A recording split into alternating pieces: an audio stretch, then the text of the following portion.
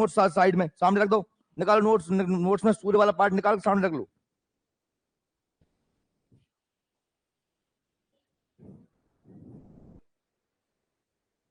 ठीक है, अब हल चलना हो बिल्कुल हुई, मैं कनपटे मार दूंगा एक हाथ के खींच के। इधर मोहित है और बातचीत करी कम के समझे लियो फिर। ठीक है, इधर ध्यान दो, हम बात कर रहे हैं सूर्य के बारे में। सूर्य क्या है? सूर्य एक तारा है, सूर्य एक तारा है। अब तारा क्या होता है भाई? हमने तारे के बारे में परसों की क्लास में पढ़ा था। गैस का एक, हाइड्रोजन गैसों का एक पिंड होता है जो अत्याधिक, इतना ध्यान देना, मोहम्मद नो मत खाए, सामने देख। ठीक है, सूर्य क्या है? हाइड्रोजन गैस का एक अंतरिक्ष में पिंड है जो गुरुत्वाकर्षण के कारण सिकुड़ गया, क्या हुआ, कंप्रेस्ड हुआ, और उसके बीच वाले हिस्से में हाइड्रोजन गैस हीलियम में बदलने लगी। इसे बोलते हैं नाभिकीय संलयन, और इससे ऊर्जा पैदा होने लगी और तारे का होता है जन्म। क्या होता है? ऐसे तारे को हम प्रोटोस्टार कहते हैं, आदि तारा कहते हैं। तारे का कितना द्रव्यमान है, कितना क्या द्रव्यमान है, और उसी पर निर्भर करता है कि तारे का अंत कैसा होगा। क्या केवल श्वेत वामन तारा बन के नष्ट हो जाएगा, या फिर वो बाद में न्यूट्रॉन तारा, पल्सर तारा, या ब्लैक होल बनेगा। चंद्रशेखर सीमा पर तय होता है। ये हमने पिछली क्लास में अच्छे से पढ़ा हुआ है, और अगर आप लोगों ने ढंग से रिवीजन कर लिया था घर पे तो ठीक है, और नहीं कर रहे हो ना, मैंने यहाँ पढ़ाया और घर पे जाके किताब फेंक रहे हो, नोट्स को बिल्कुल पलट के नहीं देख रहे हो, अपने दिमाग से नहीं पढ़ रहे हो ना, तो बेटा यहाँ ऐसे ही बैठे रहोगे और 10 साल तक ऐसे ही बैठे रहोगे, कुछ नहीं होने वाला। ठीक है, इसलिए जो डेली जितना पढ़ा रहा हूँ उसको डेली का डेली पढ़ते चलना। वो घर पे जरूर पढ़ना, चाहे कुछ हो जाए। घर पे क्लास में जो पढ़ाया है उसको एक बार घर पे बैठ के जरूर पढ़ना ही। ठीक है, तो ही तो आपको कुछ फायदा मिलेगा, अन्यथा की स्थिति में कोई फायदा मिलने वाला नहीं है। तो सूर्य एक तारा है भाई, हमारे सौरमंडल का प्रधान है। प्रधान मतलब मुखिया है, हेड है, क्योंकि हम जानते हैं कि जो सूर्य है वो बीच में है, और इसी के आसपास सभी जो हमारे जितने भी ग्रह हैं, चाहे तो वो पृथ्वी वगैरह या जो भी हमारे ग्रह अन्न पिंड वगैरह हैं, वो सभी इसी क्या कर रहे हैं, परिक्रमा कर रहे हैं। तो सूर्य क्या है? केंद्र में, इसलिए सूर्य क्या है? प्रधान है। ठीक है, हमारी आकाश गंगा दुग्ध मेखला मिल्की वे, ये हमारी आकाश गंगा है। आकाश गंगा तुम जानते हो, आकाश गंगा तारों का एक समूह है। क्या है? और आकाश गंगा में लगभग कहीं कहीं 30,000, कहीं 32,000, कहीं 26,000। सीधी सी बात है कि ये केंद्र है आकाश गंगा का, और आकाश गंगा के केंद्र से ये बाहर, ये यहाँ पर लगभग मैं दूरी कहूं तो 30,000 प्रकाश वर्ष की दूरी पर। कितनी दूरी पर? हमारा सूरज हमारी आकाश गंगा के केंद्र से लगभग 30,000 प्रकाश वर्ष की दूरी पर। 30,000 प्रकाश वर्ष, प्रकाश वर्ष यानी लाइट ईयर, और एक लाइट ईयर मतलब होता है 95 खरब किलोमीटर दूरी पर है। ठीक है, और ये आकाश गंगा के केंद्र की लगातार क्या कर रहा है? परिक्रमा कर रहा है। कौन कर रहा है? सूर्य कर रहा है, और यह परिक्रमा 250 किलोमीटर प्रति सेकंड की स्पीड से कर रहा है। कितनी स्पीड से कर रहा है? 250 किलोमीटर पर सेकंड की स्पीड से कर रहा है। तब इतनी स्पीड है कि एक सेकंड में 250 किलोमीटर जाता है। समझ में आ रही बात कचू? एक सेकंड में 250 किलोमीटर जाता है पर सेकंड से कर रहा है भैया ये। तब भी इसको है मोड़ी, तो देख ला ध्यान से, मैं पढ़ा रहा हूँ तो एक तो ये आध घंटा तो पूरे नखरे होके आप आते क्लास में जब बैठ के, तब भी इसको ये पूरे चक्कर लगाने में लगभग 25 करोड़ साल लगते हैं। कितने साल लगते हैं? इतनी स्पीड से चल रहा है। काय परिक्रमा कर रहा है? आकाश गंगा के केंद्र की परिक्रमा कर रहा है, तब भी इसे कितने साल लग रहे हैं? 25 करोड़ साल लग जाते हैं। कितने लग जाते हैं? 25 करोड़ साल लग जाते हैं। इसे बोलते हैं कॉस्मिक ईयर। क्या बोलते हैं? कॉस्मिक ईयर यानी ब्रह्मांड वर्ष। क्या बोलते हैं? समझ में आ रही है कछु? ठीक है, यही लिखा है। ये हम आकाश गंगा, हमारी आकाश गंगा का नाम क्या है? दुग्ध मेखला, मिल्की वे, ऐरावत पथ भी कह देते हैं। हमारी आकाश गंगा की बात कर रहा हूँ। ठीक है, केंद्र से लगभग 26,000 या 26 छोड़ो तुम, 30,000 याद कर लेना। आगे बात 32 दी आपके नोट्स में, 32 दिया, कोई दिक्कत नहीं। प्रकाश दूर एक कोने में है। सूर्य हमारी आकाश गंगा के केंद्र के चारों ओर 250 किलोमीटर प्रति सेकंड की गति से परिक्रमा कर रहा है। हमारी आकाश गंगा के केंद्र की परिक्रमा करने में सूर्य को लगभग 25 करोड़ वर्ष लगते हैं। इसे ब्रह्मांड वर्ष कहते हैं। क्या कहते हैं?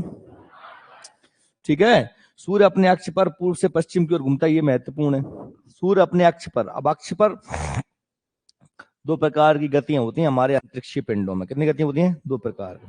दो प्रकार की गतियां होती हैं। मैं यहाँ देखो, दो प्रकार की गति होती है। एक गति को कहते हैं परिभ्रमण, एक को कहते हैं परिक्रमण। दो प्रकार की गतियां हमारे अंतरिक्षीय पिंडों में होती हैं।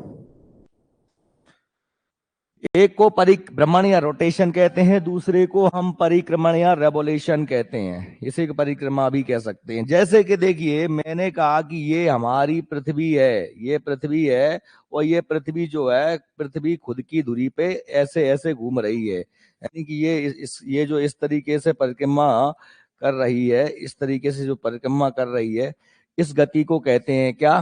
परिभ्रमण या रोटेशन कहते हैं। क्या कहते हैं? परिभ्रमण या रोटेशन कहते हैं। बात समझ में आ रही है मेरी? खुद की दूरी पर घूमना, खुद की दूरी पर घूमना, है ना। इस गति से दिन रात बनते हैं। क्या बनते हैं? दिन रात बनते हैं। मान लीजिए यहाँ पर सूरज है, ये हमारी पृथ्वी ऐसे घूम रही है, तो पृथ्वी का ये हिस्सा जिस पर सूरज की किरणें पड़ रही हैं, यहाँ क्या रहेगा? दिन। और इधर क्या रहेगी? रात। क्या रहेगी? इसलिए इसे दैनिक गति भी कहते हैं। क्या कहते हैं? दैनिक गति भी कहते हैं, या रोटेशन भी कहते हैं। क्या कहते हैं? रोटेशन। दैनिक गति भी कहते हैं, रोटेशन भी कहते हैं, और इसे परिभ्रमण भी कहते हैं। ये नाम अच्छे से याद कर लेना, परिभ्रमण, रोटेशन। खुद की दूरी पर घूमना, खुद की दूरी पर घूमना। ठीक है भैया, खुद की दूरी पर घूमना हो रहा है। ओके। अब हमारी पृथ्वी की बात करें तो हमारी पृथ्वी पूर्व से पश्चिम की ओर घूमती है। क्या है? पूर्व से पश्चिम की ओर घूमती है। जबकि मैं सूरज की बात कर रहा हूं तो सूरज, सॉरी, हमारी पृथ्वी पश्चिम से, गलती बोल दिया मैंने, पश्चिम से पूर्व की ओर घूमती है। पश्चिम से पूर्व की ओर घूमती है। ठीक है। ऊपर हमेशा उत्तर होता है, इधर पूर्व होता है, ये दक्षिण होता है, और ये पश्चिम होता है। पृथ्वी की बात करूं तो, और अगर सूर्य की बात करूं तो सूर्य हमेशा पूर्व से पश्चिम की ओर घूम रहा है।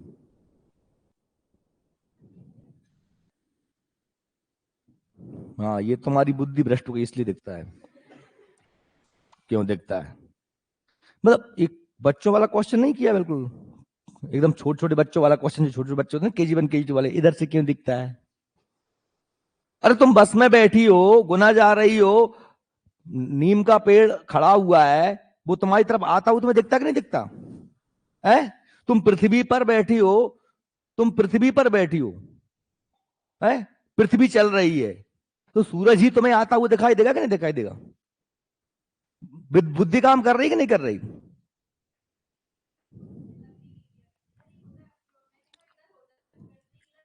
पूरब, पूरब भाई, पूरब, जिस तरफ से सूरज उगेगा उस तरफ ही पूरब होना। गांव में लगने नहीं दिए, इसका मतलब क्या है? क्या कहना चाह रहे थे वो लोग?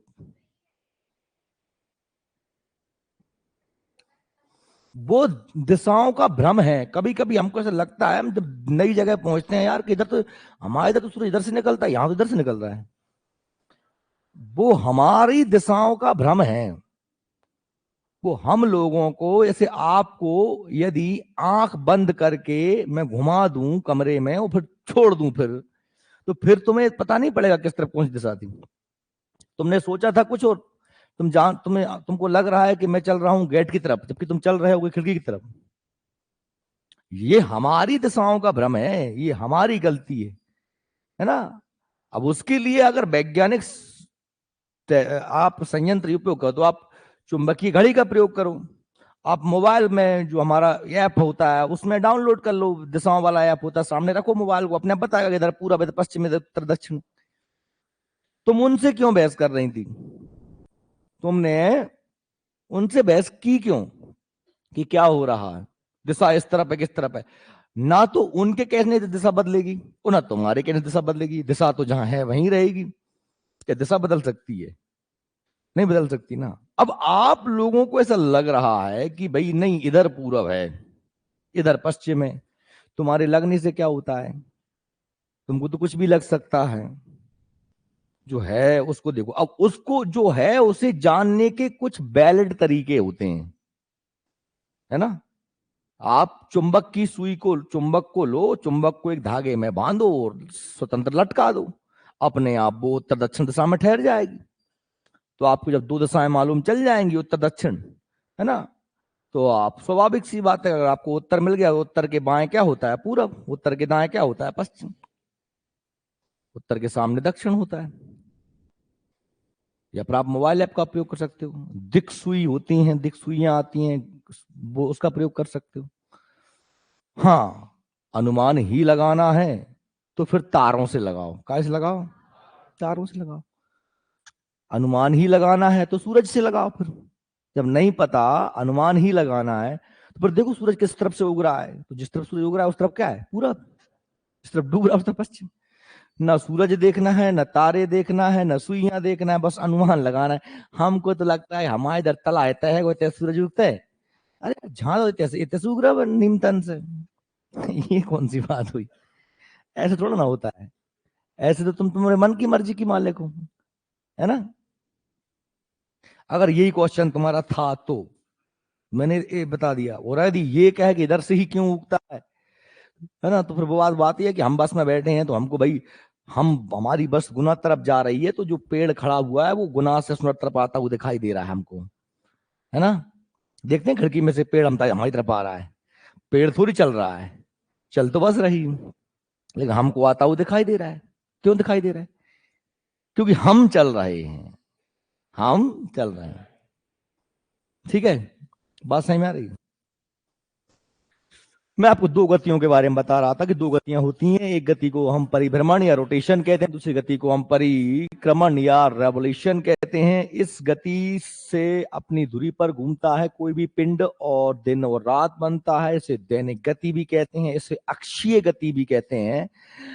अक्ष पर, ये अक्ष है इसका, अक्ष, अक्ष पर घूमता है। और हमारा सूरज पूरब से पश्चिम की ओर घूमता है, जबकि हमारी पृथ्वी पश्चिम से पूरब की ओर घूमती है। ठीक है, आगे बात समझ में। अगर कभी मान लो सूरज पर सूर्य उदय हो, काय पे? सूरज पर भी सूर्य उदय हो, तो वो किस तरफ से होगा? पश्चिम से होगा। कुछ ना कुछ तो दिखता होगा सूरज पे। अरे हमारी पृथ्वी दिखती होगी सूरज पे, तो हमारी पृथ्वी सूरज पे, जैसे मैं यहाँ बैठा हूं सूरज पे, अलग इस बुझ जाएंगे बटा जैसे। अब बटा जैसे का वजन कुछ नहीं बचेगा। तो तात्पर्य है कि हाँ, राख भी नहीं बनेगी, धुआं बनेगा सीधा। तापमान अत्याधिक है, सतह का तापमान ही 6000 डिग्री सेल्सियस है सूरज की, है ना। सरफेस है ना उसका तापमान ही 6000 डिग्री सेल्सियस। आज मैं सब बताने वाला हूँ सूरज के बारे में आपको, एक चीज, सूरज के अंदर तक, बाहर तक, ऊपर तक सब पढ़ेंगे हम। तो हमें पृथ्वी यहाँ पर कहां से दिखाई देगी? पश्चिम से आज दिखाई देगी, पश्चिम से आज दिखाई देगी, और पूरब की डूबती दिखाई देगी। ठीक है। दूसरी गति होती है, कौन सी दूसरी गति होती है? परिक्रमण, रेवोल्यूशन। जब कोई पिंड किसी दूसरे पिंड के परितः, माने चारों ओर घूमता है, उसे बोलते हैं परिक्रमा। क्या बोलते हैं? परिक्रमण कह दो, परिक्रमा कह दो, रेवोल्यूशन कह दो। ये होती है वार्षिक गति। इससे क्या बनता है? वर्ष। क्या बनता है? वर्ष बनता है। देखो ये हमने कहा साहब, ये हमारा सूरज है, या हमारी पृथ्वी मान लो, ये पृथ्वी है और ये चंद्रमा है। ये चंद्रमा इस तरीके से घूम रहा है, काय के परितः? पृथ्वी के परितः। या इसको सूरज मान लो तो ये पृथ्वी मान लो, तो पृथ्वी घूम रही है सूरज के परितः। एक परिक्रमा कंप्लीट होगी तो एक साल पूरा हो जाएगा। इससे एक तो वर्ष बनता है, इसलिए इसे वार्षिक गति कहते हैं, इसे रेवोल्यूशन कहते हैं, इसे परिक्रमण कहते हैं। इससे ऋतुएं भी बनती हैं पृथ्वी पर, है ना। क्या बनती हैं? मौसम वगैरह भी इसी से बनते हैं, इसी गति से बनते हैं। ठीक है, समझ में आ गया? चलो वापस चलते हैं। पर अब आपके नोट्स में जो सूर्य का टॉपिक दिया है, वो वहां से आप देख सकते हैं कि आधुनिक अनुमान के अनुसार मंदाकिनी के केंद्र, मंदाकिनी मतलब हमारी आकाशगंगा के केंद्र में सूरज लगभग 30,000, 30 दिया, कोई दिक्कत नहीं, टेंशन मत लेना, है ना। कहीं कहीं कुछ कुछ दिया रहता, पर 30,000 याद कर लिया। 30,000 प्रकाश वर्ष की दूरी पर है। सूर्य एक गोलाकार कक्षा में लगभग 250 किलोमीटर प्रति सेकंड की औसत गति से मंदाकिनी के केंद्र की परिक्रमा कर रहा है, और इस गति से केंद्र के चारों ओर चक्कर पूरा करने में सूर्य को लगभग 25 करोड़ साल लगते हैं। नहीं, काय परिक्रमा करने में? ब्रह्मांड के, आकाशगंगा के केंद्र। वो इसे हम क्या कहते हैं, ब्रह्मांड वर्ष, क्या कहते हैं, कॉस्मिक ईयर। ये कितने समय में कर पाता है, 25 करोड़ साल। कितनी स्पीड से कर रहा है, 250 मीटर प्रति सेकंड। चलिए आगे बढ़ते हैं। अगर हम सूर्य से संबंधित और तथ्यों की बात करें तो देखते हैं, सूर्य हमारी पृथ्वी से 109 गुना बड़ा है। कितना गुना बड़ा है, 109 गुना बड़ा। 109 गुना बड़ा है, यानी हमारी 109 पृथ्वियां बामें। समझ में आ रही है, अनुमान लगा पा रहे हो, 109 पृथ्वियां समा जाएंगी। और 3,33,000 गुना भारी, यानी एक बगल के पलव आप धर दो, 3,33,000 पृथ्वी। एक बगल के पलव आप धर दो, 3,33,000 पृथ्वी, और एक तरफ अकेला सूर्य, इतना। ठीक है, लेकिन उसका गुरुत्वाकर्षण पृथ्वी गुरुत्वाकर्षण से 28 गुना ज्यादा है।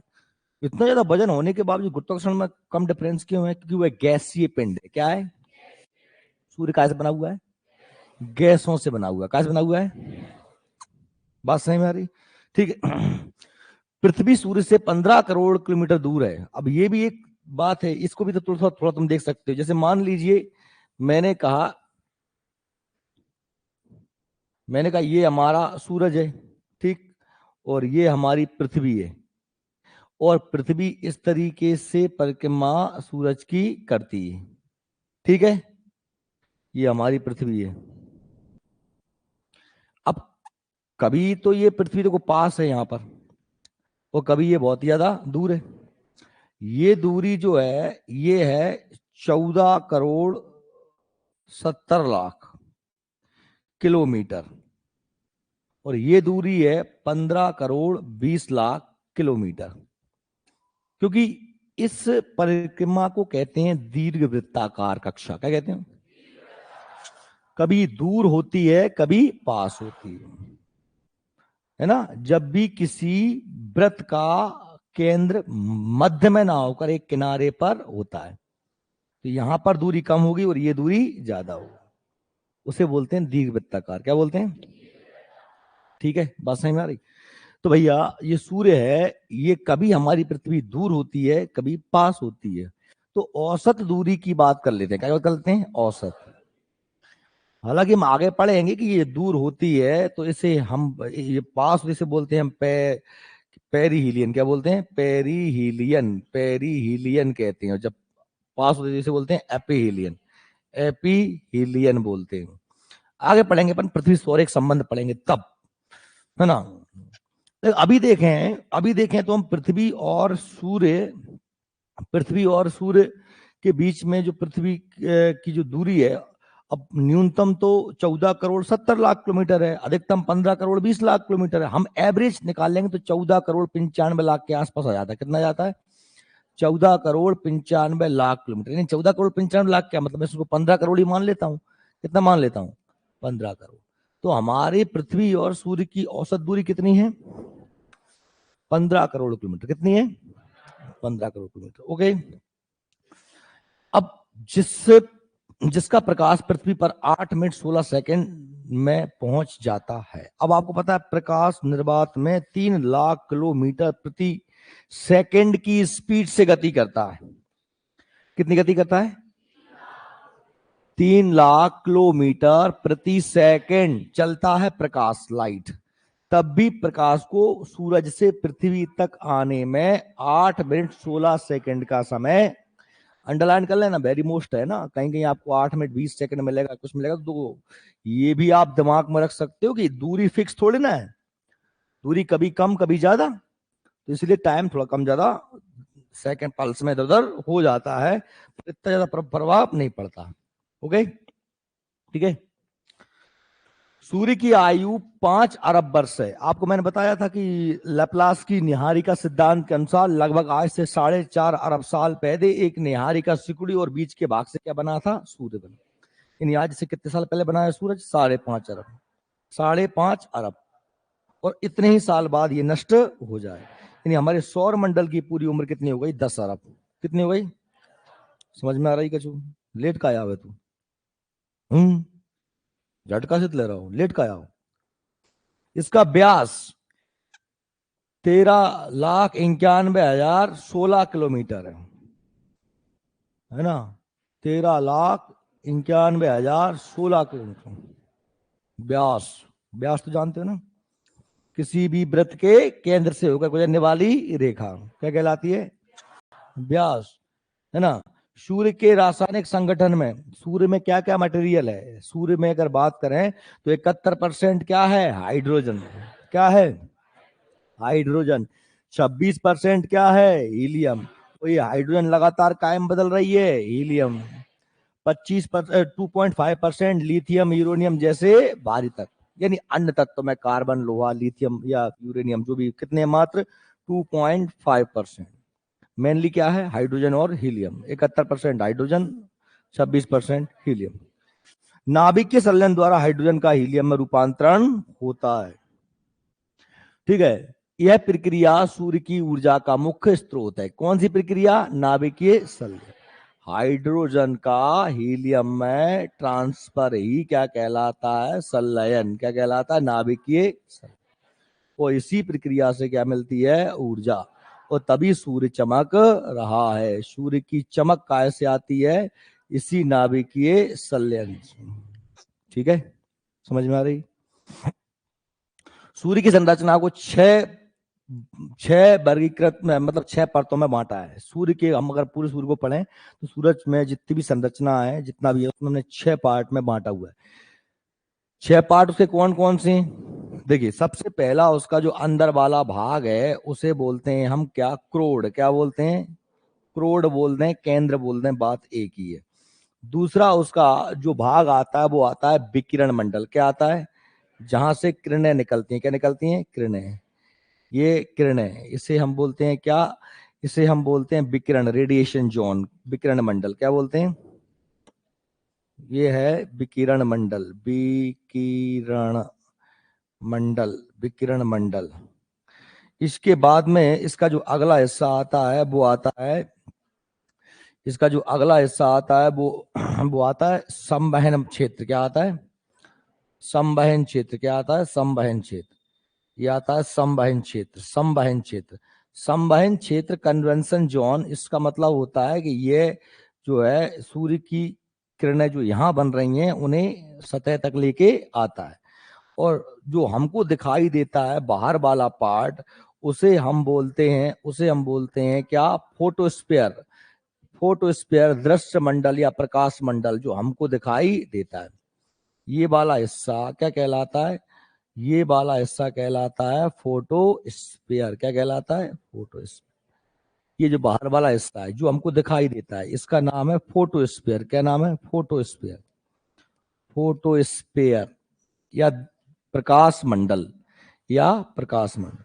इसके बाद सूरज का वायुमंडल लग जाता है। क्या लग जाता है? सूरज की सतह है, ये सूरज की सतह है। इसके बाद सूरज का क्या है? वायुमंडल। क्या है? उसे हम बोलते हैं क्रोमोस्फीयर। क्या बोलते हैं? क्रोमोस्फीयर। इसका अंदरूनी क्रोमोस्फीयर है। ये क्या है? नजदीकी वायुमंडल, इसे बोलते हैं इसका क्रोमोस्फीयर। क्रोमोस्फीयर है ये इसका, क्रोमोस्फीयर।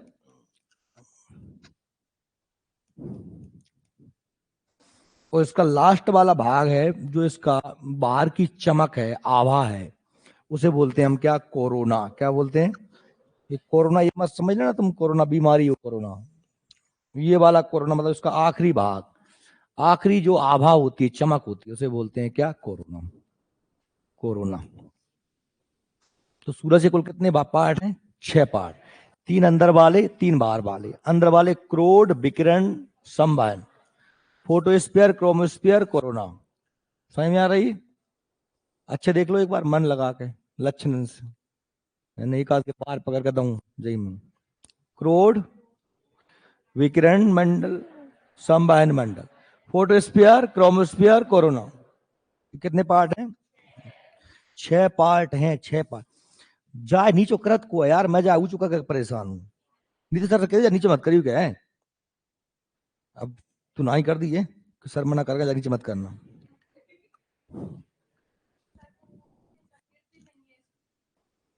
अरे क्या करेंगे? जा मैं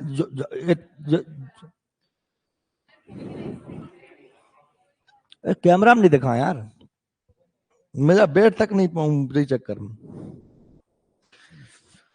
तो देखो ये टोटल उसके पार्ट है, कितने पार्ट हैं? 6। सबसे पहले हमने कहा साहब बिग, यहीं से देखो, हमने कहा सबसे पहले इसमें आ गया क्रोड। क्या आ गया? क्रोड। क्रोड को कोर भी कह देते हैं, अंदर वाला भाग। ठीक। दूसरा आ गया विकिरण, रेडिएशन जोन। क्या आ गया? जहां किरणें बनती हैं, यहां किरणें, बुद्धि लगाई हो। क्रोड में हाइड्रोजन और हीलियम गैस मिली, बहुत ही ज्यादा प्रेशर है, वो दबाव है, वो तापमान हुआ वहां पर लगभग 15 मिलियन डिग्री सेल्सियस, यानी 1.5 करोड़ डिग्री सेल्सियस। कितना हो गया? 1.5 करोड़ डिग्री सेल्सियस। कहाँ? जे जा। वो वही तापमान पे हाइड्रोजन बदल लगी काय में? हीलियम।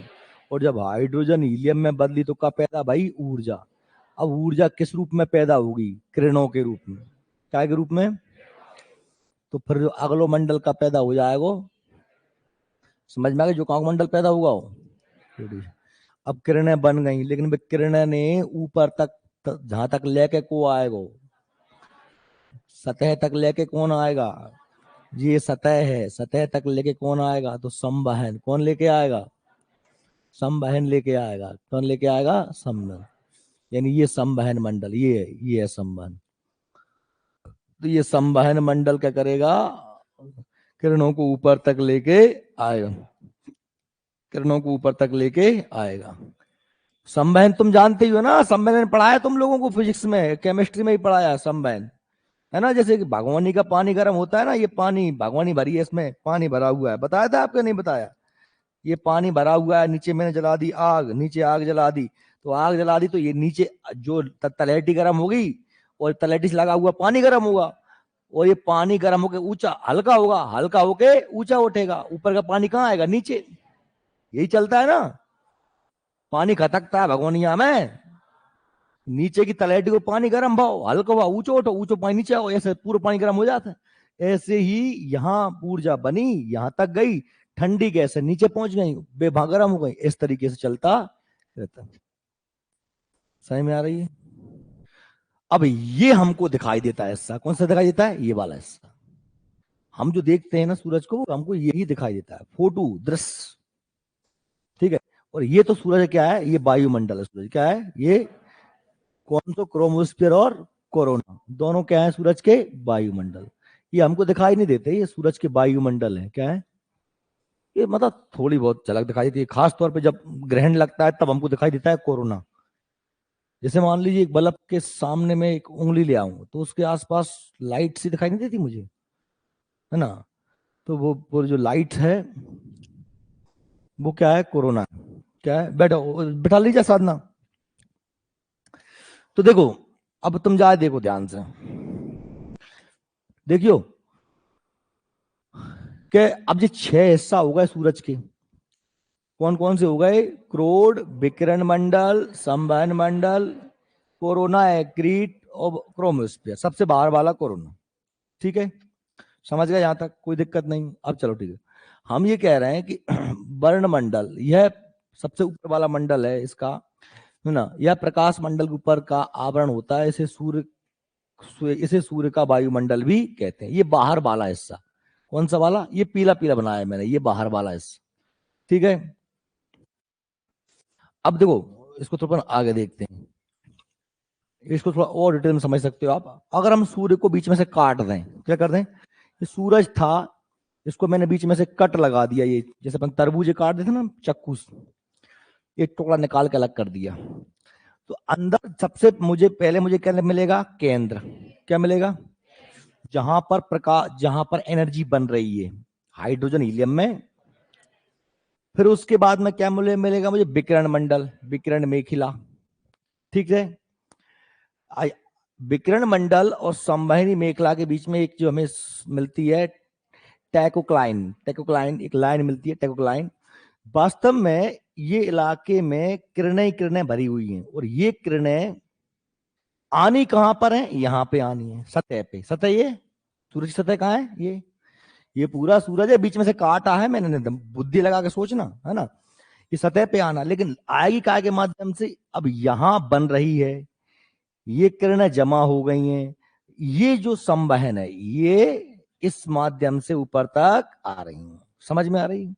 ये संवहन मंडल, ये 3 लेयर अंदर जो गई। अब ये हो गया, इसे हम बोलते हैं फोटोस्फीयर। क्या बोलते हैं? फोटोस्फीयर, प्रकाश मंडल जो हमको दिखाई देता है।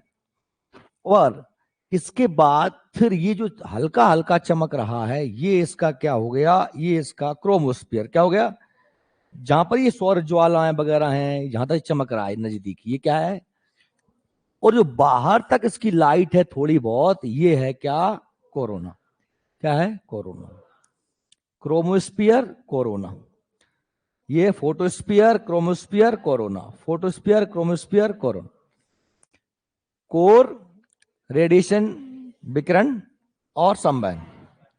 ठीक है, क्लियर हो गया? समझ गए? ये तो प्रमुख संरचना। अब इसके अलावा कुछ और चीज देख लो। अब ये जो सूर्य की सतह है, ये कोई गैस मैस नहीं है, कोई ठोस नहीं है। सुनना क्या कह रहा हूं मैं? ये सूर्य की जो सतह है, यानी इसको अगर आपको यहां बुरा लग रहा हो तो इसको देख लो, ये है सूरज। ये मतलब, तो ये जो सूरज की सतह है जो हमको दिखाई देती है, कोई ठोस मोस नहीं है, कोई गैस नहीं है, ये प्लाज्मा अवस्था है। प्लाज्मा समझ रहे हो? कड़ी, कड़ी देखिए, कड़ी, कड़ी उबलता है अपनी, खतकता है कड़ी, बलबूला से उठू करते हैं, खतकती हुई कड़ी, प्लाज्मा। ऐसी कंडीशन है काय की? सूरज की। खतक सो रहा है। अब खतक रहा हो तो वहां से तुम देख रहे हो, वहां से गैस भी निकल रही है, बलबूला ही बन रहे हैं, बलबूला बलबूला फूटत भी है बे, है ना? वो बगल में ठाणे जाओ, उचक के पड़ जाए तुम, फिर तुम राइट हो जाओ, कोई कंडीशन। तो सूरज पर क्या है, हमें कुछ और चीजें दिखाई देती हैं। देखो, इतने अपन आग से नहीं जले, जितने बाकी वो भाप से जल जाते हैं। क्या जल जाते हैं? भाप से। देखो, एक तो इस पर क्या है कि जो भाप बलबूले बन रहे हैं, उन्हें बोलते हैं सौर कलंक। क्या बोलते हैं? ये काले काले धब्बे। सूरज की जो सतह है, इसका तापमान देखो, सबसे तापमान कहाँ होता है? केंद्र में, 1.5 करोड़ डिग्री सेल्सियस। कितना होता है? सतह का तापमान होता है सूरज की का लगभग 6000 डिग्री सेल्सियस। कितना होता है? और ऊपर जाओगे तो क्रोमोस्फीयर का लगभग हो जाता है 32,000 डिग्री सेल्सियस। और कोरोना का और ज्यादा हो जाता है ना? तापमान बढ़ता जाता है कोरोना का। हालांकि ये विषय शोध का है कि ऊपर जाने पर तापमान क्यों बढ़ रहा है, घटना चाहिए, लेकिन फिर भी बढ़ता है। अब मैं ये कह रहा हूं कि धब्बे है ना, धब्बे, इनका तापमान सतह के तापमान से लगभग 1500 डिग्री कम होता है। लगभग कितना हो जाएगा? 4500। 6000 सतह का है, सतह कितना है? 6000। ये धब्बे इस पे बन रहे हैं, उस पर कितना होता है? 4500 डिग्री सेल्सियस तापमान। सौर सौर धब्बे। ठीक है, सौर धब्बे क्या है? वास्तव में गैसों के बलबले हैं। क्या है? गैसों के बलबले हैं। ठीक है, अब आप देखिए इसमें क्या होती है, ये सौर ज्वालाएं, ज्वाला ये दिख रही है?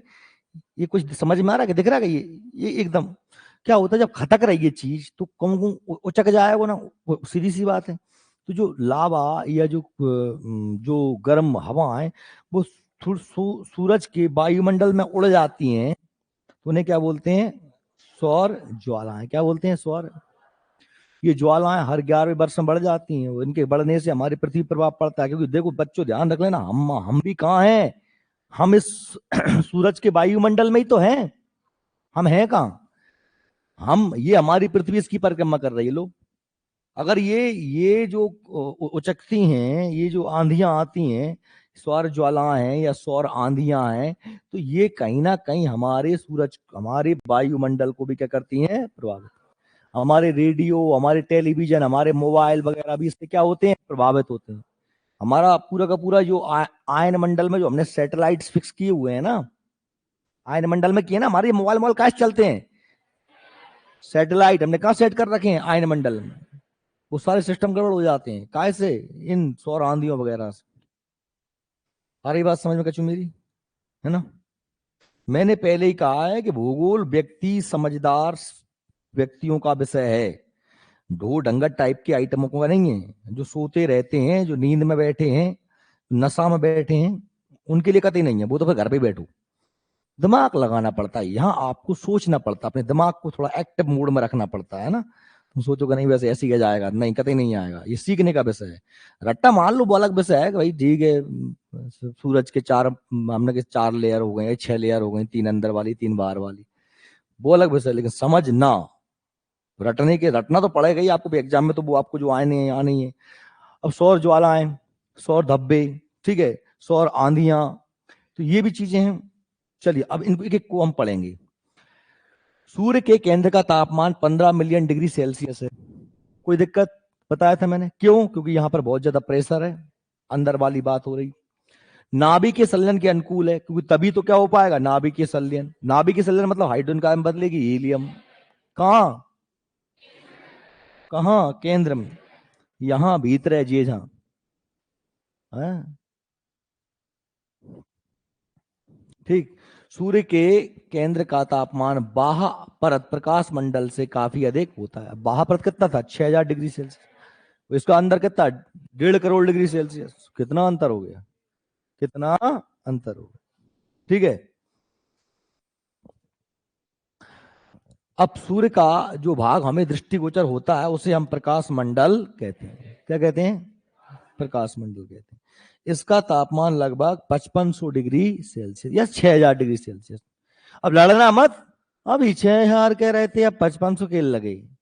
अरे भाई थर्मामीटर लेके नाप नहीं आओ मैं, न तुम नाप पा रहे, न तुमको वैज्ञानिक को बाप का नाप भी। सूरज पे पहुंच जाएगा उनको, धुआं बन जाए। अनुमान है, क्या है? अनुमान है। ठीक है, लड़ अल्लाह अब्याल। ये सूरज का, अगर सूरज को हम ढक दें, समझ रहे हैं मेरी बात, सूरज को यदि मैं ढक दूं तो अब आपको बाहर से जो हिस्सा दिखाई दे रहा है ये सूरज का कोरोना है। क्या है? कोरोना वो वाला कोरोना नहीं सोच रहा है, कोरोना वाला बीमारी वाला कोरोना नहीं है। कोरोना मतलब होता है क्रीट, मुकुट। क्या होता है? जब पूर्ण सूर्य ग्रहण पड़ता है ना, तब इस तरीके से हमको कोरोना बाहर का उसका आभा मंडल, इसे क्या बोलते हैं? आभा मंडल। यहाँ पीछे कुछ है नहीं, बस ये चमक है सूरज की। क्या है? चमक। इसे बोलते हैं कोरोना। क्या बोलते हैं? ठीक है। सेल्सियस है प्रकाश मंडल में सौर कलंक। सौर कलंक माने सूर्य धब्बे। सौर कलंक माने सूर्य धब्बे पाए जाते हैं। क्रोमोस्फीयर का आरंभ प्रकाश मंडल के उसी ऊपरी परत से होता है। काय के बाद होता है क्रोमोस्फीयर? प्रकाश मंडल के बाद। काय के बाद? क्रोमोस्फीयर मतलब सूर्य का नजदीकी वायुमंडल। अरे भैया जो सूरज होगा जाको, जो बगल बगल वाला वायुमंडल का हो जाएगा क्रोमोस्फीयर, और ऊपर वालों कोरोना। समझ में आ रही है? का ना आए तो बैठ रहे ने दिमाग में ना घुसे, ने बगल में भिटी में से मूड दे ली, उसको घुसल लगेगी, है ना। क्या है कि परत से होता है जहां ऋणात्मक हाइड्रोजन कम होता है, ऋणात्मक मतलब जिसमें ऋण आयन होता है। क्रोमोस्फीयर गैसें के उठते प्रवाह को क्या बोलते हैं? स्पीक्यूल कहा जाता है। किसे? क्रोमोस्फीयर गैस में उठते प्रवाह को, जो सौर आंधी है उसे क्या कहा जाता है? स्पीक्यूल कहा जाता है। अब देखो कुछ सूर्य के कुछ अन्य तथ्य।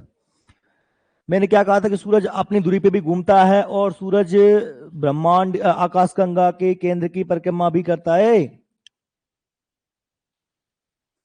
कछु नहीं तो भगवान कसम जबरदस्ती पढ़ाना पड़ता है यार। एक में मैं कहता हूँ ए सो ध्यान कर ला भाव, फिर अब बेसक बेस भाव जात। सूरज के संबंध में कुछ विशिष्ट तथ्य। मैंने क्या कहा? सूरज खुद की दूरी पे भी घूमता है ना, पूरब से पश्चिम की ओर, और इस ब्रह्मांड के आकाशगंगा के केंद्र की परिक्रमा भी करता है ना, लगभग 25 करोड़ साल में। कितने साल में? ठीक है। घूर्णन अवधि। घूर्णन माने रोटेशन, खुद की दूरी पे घूमना। और वो क्या होता है? परिभ्रमण होता है। मैं बार बार कहूं, तुम लोग गड्ढ बड्ढ करोगे ही करोगे। जो बच्चे नए हैं वो गड्ढ बड्ढ करेंगे कि रोटेशन, रेवोल्यूशन, घूर्णन, परिभ्रमण, खुद की दूरी पे घूमो। अरे एक एक याद कर लेना कोई चीज। मैं बार बार कह रहा हूँ कि हम इस बात के भुक्तभोगी, हम पढ़ के ही आए हैं, यहाँ बैठे हैं हम, कल कभी वहां पर ही बैठे थे, और हमें पता है कहाँ कंफ्यूज होते हैं बच्चे। जब भी दो चीजें एक जैसी आती हैं तो गड्ढ बड्ढ होने की कंडीशन पूरी पूरी बनती है फिर।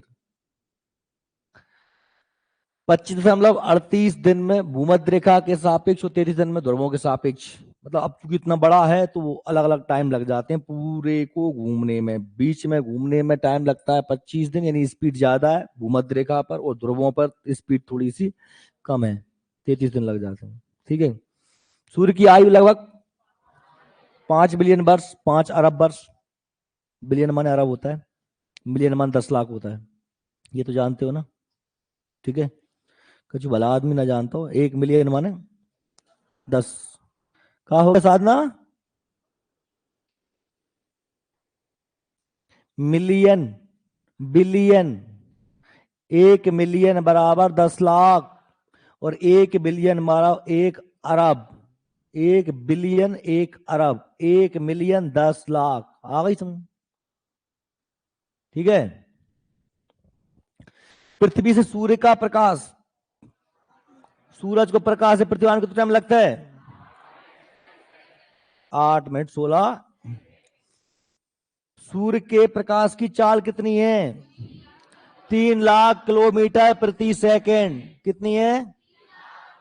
लेकिन आपसे ऐसे नहीं आएगा, आपको आएगा 3 × 10⁸ मीटर पर सेकेंड। 8 का मतलब क्या है? 10 की घात 8 में 10 जीरो और लगी, 8 जीरो और लगी। और काय में है? जो मीटर में है। वो अगर जाए किलोमीटर में बदलना है तो 3 जीरो घटा दो। 5, 8 में से 5, 8 में से 3 कितने बचे? 5। तो अगर आपको लिखना है 3 × 10⁵ किलोमीटर प्रति सेकेंड, समझ में आ रही है? 5 को कर दो, मतलब क्या है वो? 10 में 5 जीरो लगी हैं, और 5 जीरो मतलब लाख होगा। और 3 और बढ़ा देगा तो काय में बदल जाएगा? मीटर में। ठीक है। और देखो, पृथ्वी से न्यूनतम दूरी 1470 करोड़ किलोमीटर, अधिकतम 15 20 या 21, मध्यम दूरी 1498। समझ गए? औसत दूरी। अब समझाओ तो समझाओ। मैंने अपोजी पियर पेरियन या पेरियन। ए भैया डाली मारे कहीं पल्ला पड़ रहा हो है? नहीं पड़ रहा? ए, झटका से ले रहा हूं। न्यूनतम दूरी 14 करोड़ 70 लाख, अधिकतम दूरी 15 करोड़ 20 लाख, औसत दूरी 14 करोड़ 98 लाख। सूर्य का व्यास 13,92,000 किलोमीटर। आयतन पृथ्वी से 13 लाख गुना। आयतन माने वॉल्यूम, कितना जगह घेर रहा है पृथ्वी से? 13 लाख। 13 लाख पृथ्वी में घुस जाए वहां में कितनी? 13 लाख। जगह घेर रहा हूं ना, जगह घेरने वाली बात हो रही। कहा कि 109 गुना तो क्या है उसका? द्रव्यमान। द्रव्यमान, द्रव्यमान कितना है? द्रव्यमान 3,32,000 गुना। और तलीय गुरुत्व पृथ्वी से 28 गुना। मतलब तलीय गुरुत्व माने खींच रही है। रासायनिक संगठन में 71%, हाइड्रोजन 26%। फोटोस्फीयर का ताप, फोटोस्फीयर माने सतह, सूरज की सतह। केंद्र का ताप 15 मिलियन डिग्री सेल्सियस। सूर्य धब्बों का ताप, नहीं नहीं नहीं, 4,500 डिग्री सेल्सियस। कितना? 15 डिग्री कम होता है फोटोस्फीयर से, मतलब 4,500 डिग्री। और ऊर्जा उत्सर्जन 10 की घात 26 जूल प्रति सेकंड। हर सेकंड सूर्य से कितनी ऊर्जा निकल रही है? 10 की घात 26 जूल प्रति सेकंड। 10 की घात 26 जूल प्रति सेकंड।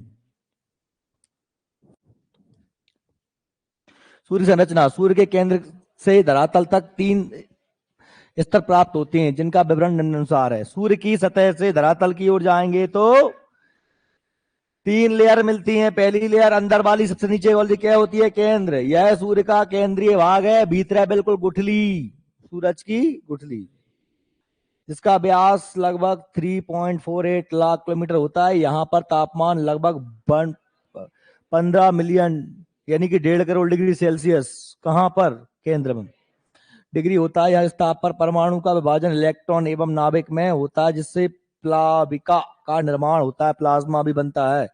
और अगला विकिरण मेखला, जब यहाँ पर ऊर्जा बन जाती है तो वो काय में बन जाती है? किरणों में। यहाँ पर संलयन होने लगता है, संलयन के बाद क्या बनती है? एनर्जी बनती है। विकिरण मेखला, रेडिएशन जोन, इसकी चौड़ाई लगभग 3.82 लाख किलोमीटर होती है, जो केंद्र के चारों ओर ढके हुए है। सूर्य में उत्पन्न ऊर्जा वाहक फोटोन, फोटोन माना छोटे छोटे से किरणों के पुंज, कण, एनर्जी के टुकड़े, एनर्जी के टुकड़े। ठीक है।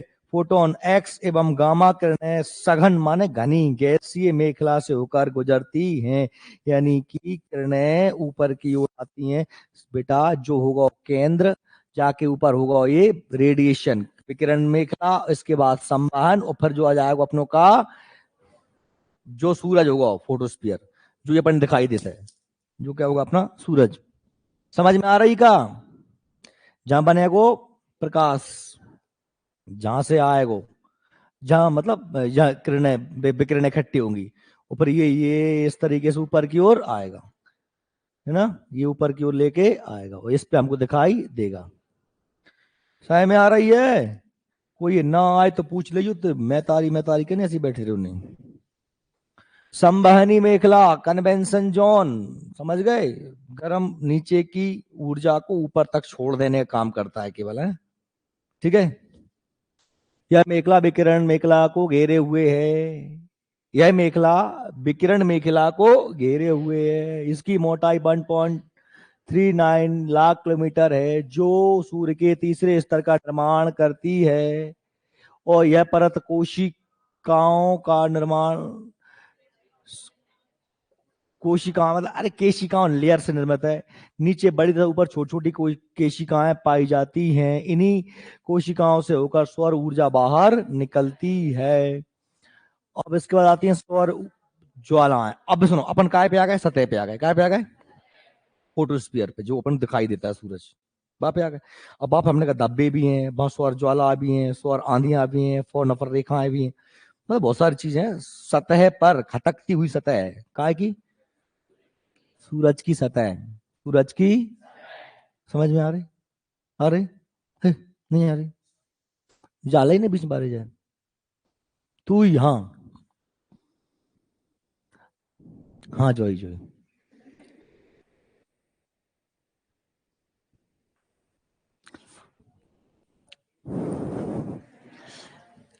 तू ये ऐसा वो का सीधे बैठ जा करे, पीली टी शर्ट बारे तेरे जो। हाँ तू बात देख नहीं रहा, इसलिए पीछे झुका है।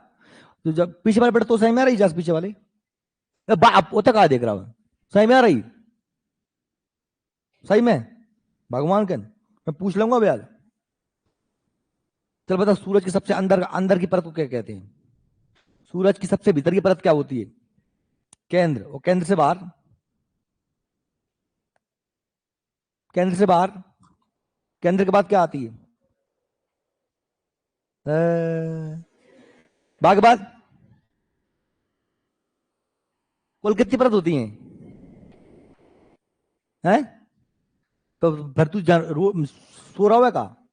केंद्र के बाद विकिरण नहीं आए, विकिरण के बाद संवहन नहीं आए, मोहम्मद दे दो सुगन्ने मन घूम जाए, आराम करो।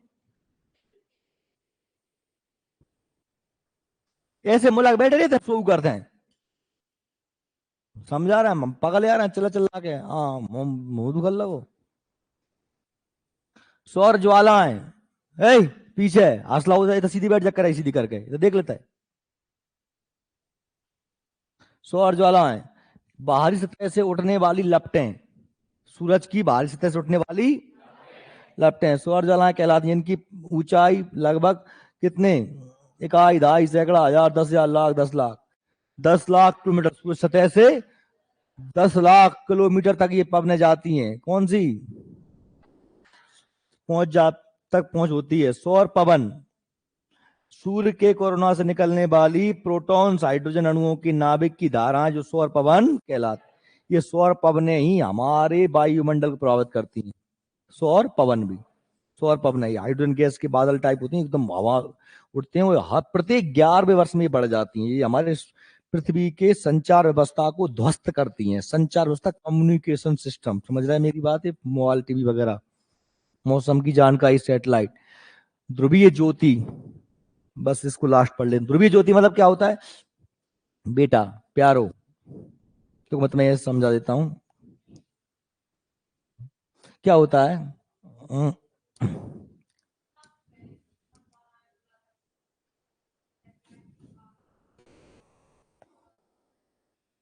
नहीं नहीं, मैंने ये कहा है कि वास्तव में ये जो लपटें होती है ना, उन्हीं से प्रभावित होकर पवनें पैदा होती हैं। आती पवने हैं क्योंकि लपटें इतनी ऊंचाई तक नहीं आ सकती, 14 करोड़ किलोमीटर थोड़ी पार करके लपटें आ पाएंगी। लपटें जहां तक आ गई तो अपन भुन जाएंगी। लपटों की गर्म हवा है, लपटों की गर्म हवा जिसे सौर पवन कहते हैं, वही हमारे वायुमंडल को प्रभावित करती है। समझ में आ रही बात मेरी? पवनें ही करती हैं, लपटें नहीं आ सकती। लपटें जहां तक आ गई तो अपन सिक जाएंगे। ध्रुवीय ज्योति,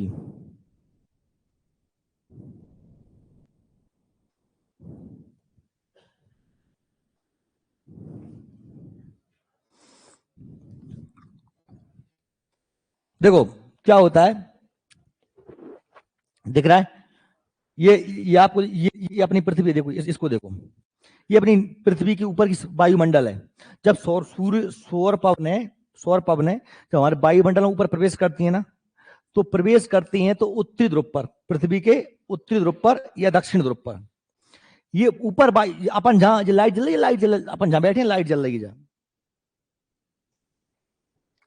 देख लो इससे, जा अपनी पृथ्वी अपन बहुत ऊपर से खींचने जाए है ना, जो ऊपर वायुमंडल है वो, तो वायुमंडल में जब ये सूरज की भी पवनें आती है मत करा, देख ले जाए दांत हिल रहा है भी, मतलब मैं मतलब अब जहां मैं काश पे बारी बात है,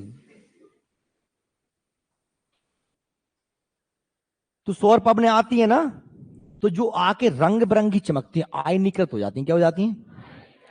समझ में आ रही बात है? तो इसे बोलते हैं ध्रुवीय ज्योति। कहां क्या बोलते हैं? ध्रुवों पर, पोल्स पर, ऊपर और नीचे, उत्तरी ध्रुव पर और दक्षिण ध्रुव पर रंग बिरंगी छटाएं आती हैं। अगर आप देखोगे वहां पर आसमान में आपको, जैसे चाइना को बोलते हैं लाल पीरो हरो, ऐसी ये चमकती रहती। इसे उत्तर में बोलते हैं अरोरा वॉरलियस, दक्षिण में बोलते हैं अरोरा ऑस्ट्रेलियस। समझ में आ गई बात? उत्तर में अरोरा वॉरलियस, दक्षिण में अरोरा, अरोरा वॉरलियस, अरोरा, बोल रहा नहीं मोहम्मद दे दे मैं वहीं की रहे, 6 बार बोल रही मैंने, क्या बोलवा रहा हूं कि नेक्स्ट कहा होगा ए देख कहीं कहा हुआ जो बार है, कहा चिल्ला रही है जी, सांप मां पीटिया होगा है करंट।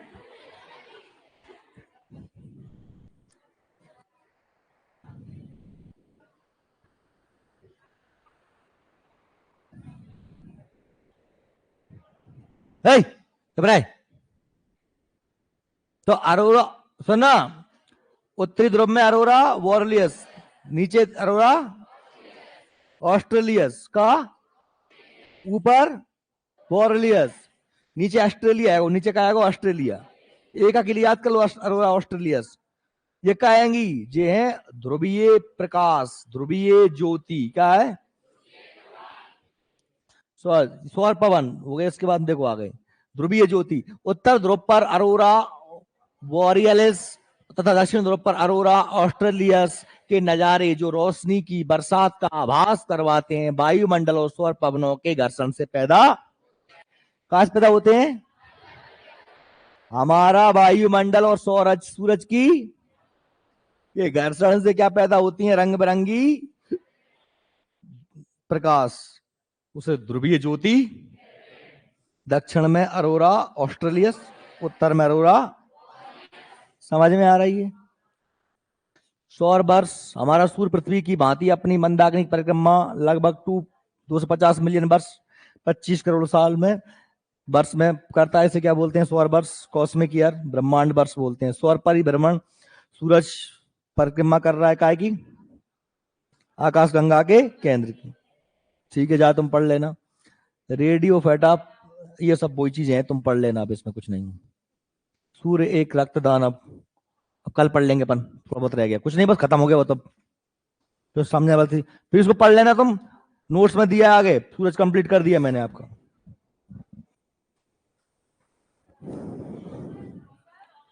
होमवर्क अपने आप है, बताओ।